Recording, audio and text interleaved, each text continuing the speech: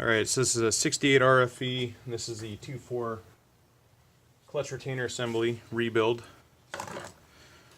So I've already kind of got this thing partially disassembled, but first step is pop this snap ring out, but this spring is under pressure, so if you can, have something to compress that. Otherwise it's going to send this snap ring flying all over the place. Next step, there's a snap ring that fits right down in here against the backing plate. You get a thin screwdriver, you can pop that out.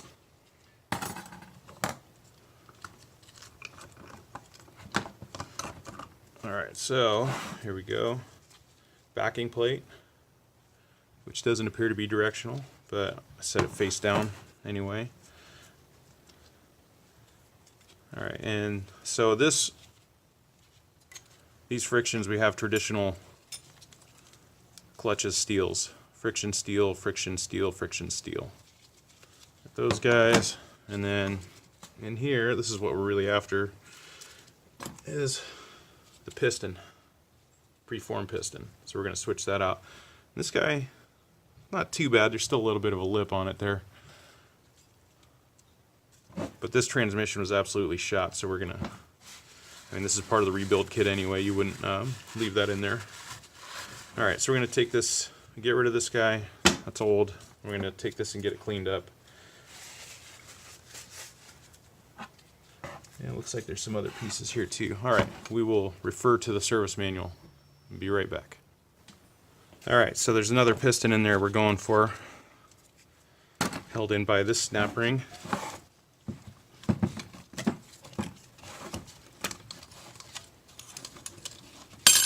There we go. Another little, looks like a spring.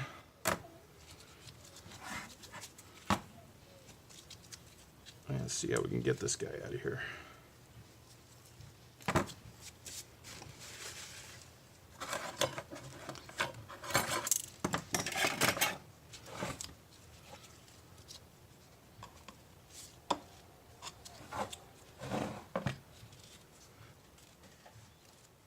Alright, put you on pause for a second. Okay, so once you get that snap ring and spring out of there, set of channel locks, pop that guy right out of there. So yeah, and this piston's not looking entirely terrible either, but the other ones from the input drum, they were definitely flat on here. There's no lip left on them.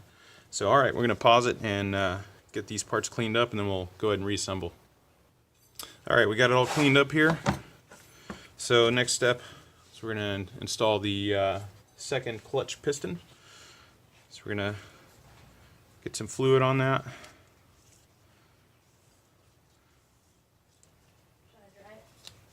Not right now. I got my helper over there cleaning up some other parts.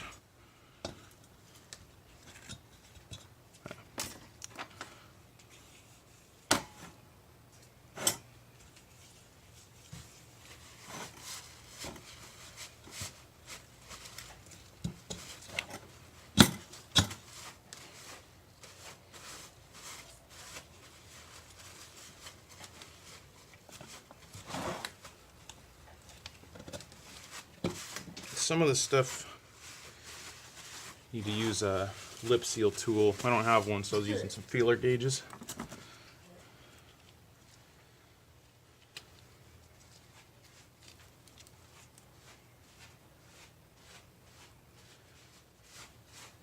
There we go. Just kind of use a thinner feeler gauge to get down in there and get those lip seals moved into position. Again, I have the automatic transmission YouTube channel to thank for this. Oh, that didn't work. So sometimes it just takes a few tries here. Oh, there it goes. Didn't need it. Okay, got it in there. Okay, next step. Belleville plate. Alright, pause while we clean that up. Okay, so you see how this guy is kind of angled. you want the inner edge to be up.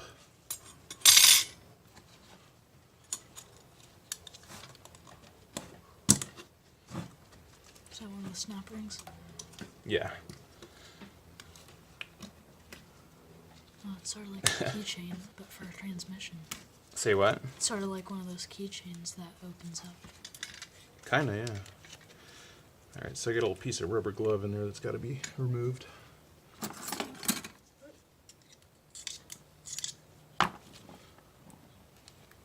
Probably going to lose the whole snap ring here, trying to get that out.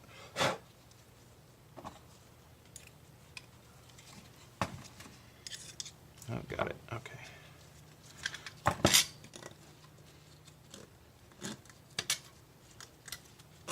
Okay, and it says to use a suitable shop press to get this thing to seat. In our case, that's going to be a hammer and a screwdriver.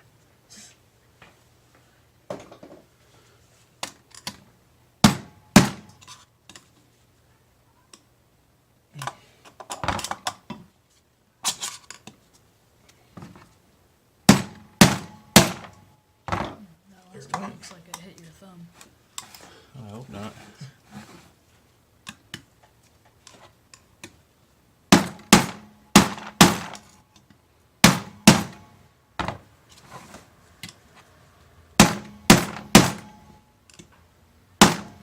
I can see as I'm whacking it, it's sucking up the snap ring here. There we go.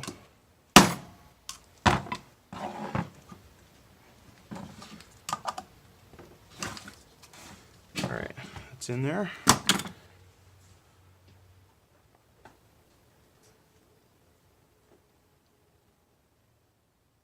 Alright, fourth clutch piston going in next. So, same deal. Whoops. Got it. About to lose the bug spray.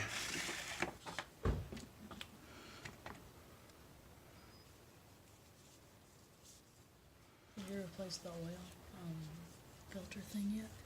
No, not yet. That's later on.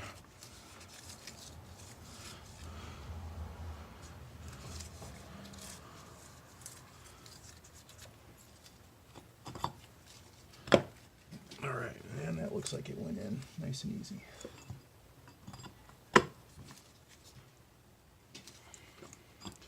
Sometimes it's kind of hard to tell if it's bottomed out.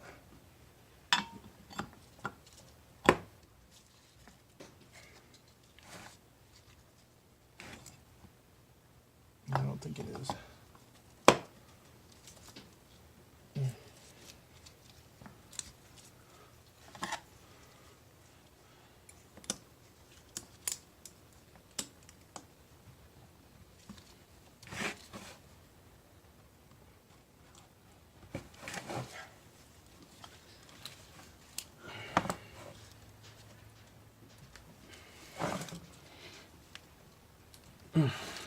Yeah. Okay. So, all right, I got a smaller feeler gauge there.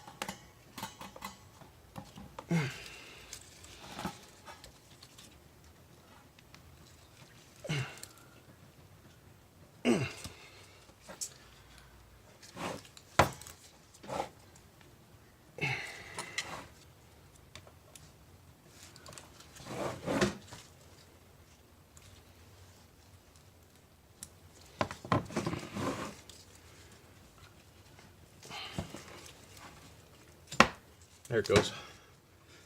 Alright, so I just kind of had to muscle it down there. Okay.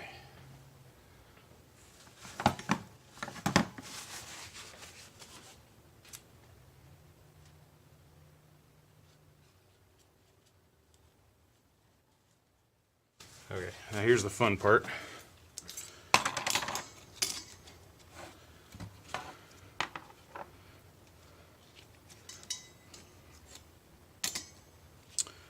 See, for this one, I think we're gonna have to do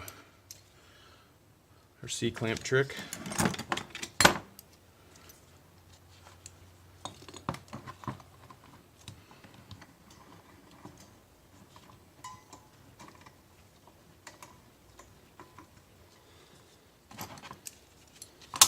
Oops.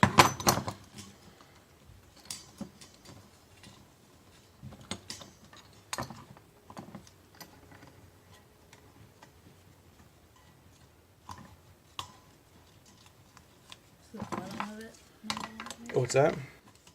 Maybe the bottom of it wasn't on all the way. Yeah.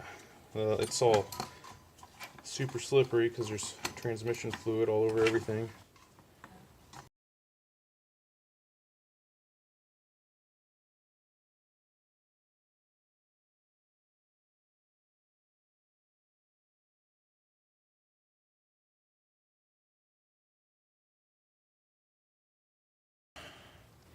Alright, so I got another clamp added in there.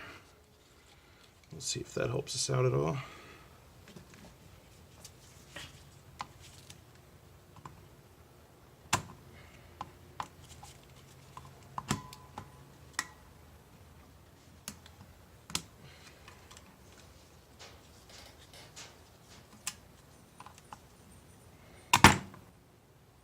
Oh, let me get this guy out of the way.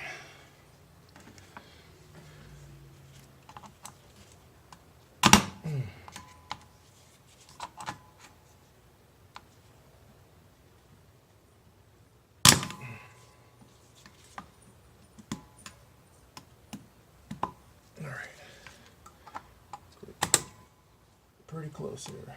If not, got it. Okay. Man, that was a chore.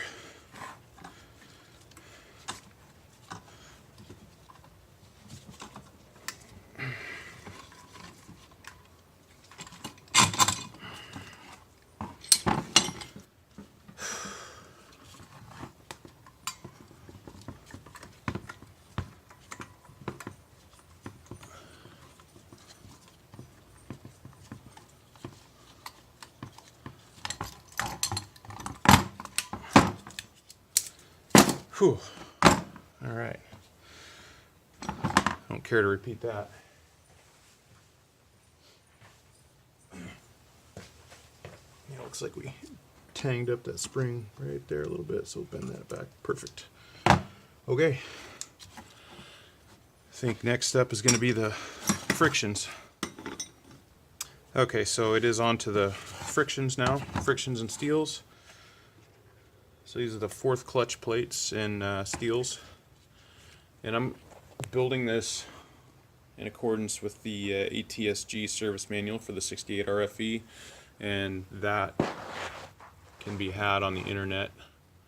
All you got to do is search around for it. I'm sure you'll find a copy. Okay, so this guy says steel first. Bam.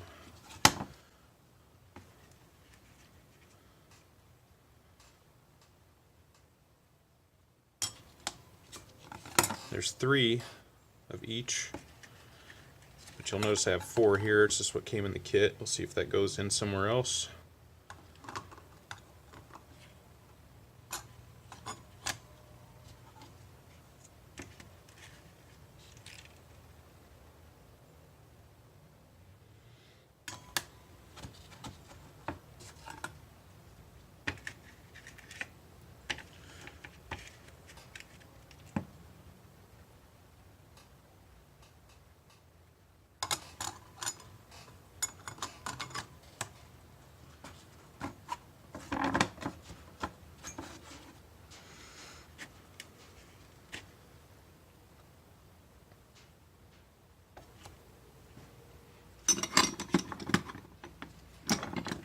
Alrighty, next up is the backing plate.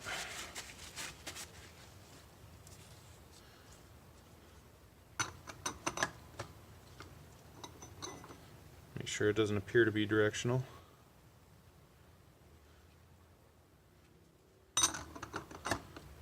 Take a break, and the manual's pretty good about saying when something's directional or not, so I'm going to pause it and just make sure.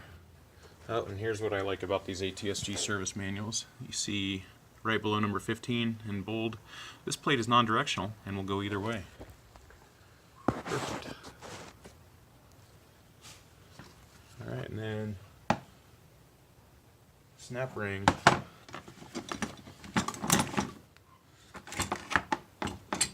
See, things kind of get to be a mess after a little bit. It's good to stop and give your area a clean up.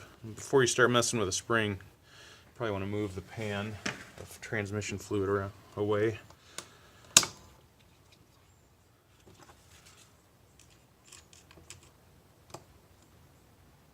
Get the glove out of the way, and oh, almost. Boom. There you go. Alright, let's see what's next. Alright, looks like we're off to the gear train next. So that is the 2.4 clutch housing, or 2.4 clutch retainer assembly overhaul right there. Hopefully you found this video helpful. If you did, please hit the subscribe button. I need all the subscribers I can get. Hit the like button and also share it.